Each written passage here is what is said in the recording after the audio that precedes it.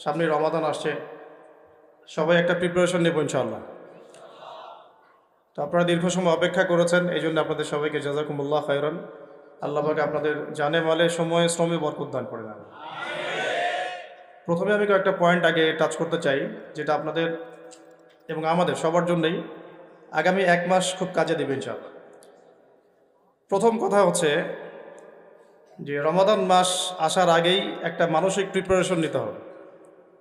রমাদান মাস আসছে, এই মাসটা আমার গুনাহ মাফের একটা সুযোগ, আল্লাহর নৈকট্য পাওয়ার একটা মাধ্যম।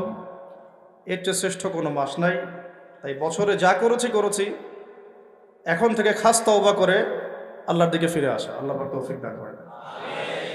আমরা দোয়া করি আল্লাহ পাক আমাদের সবাইকে সুস্থতার সাথে রমাদান মাসের রোজাগুলো রাখার তৌফিক দান করেন। প্রথম একটা প্রিপারেশন, যে আমি এই একটা মাস কি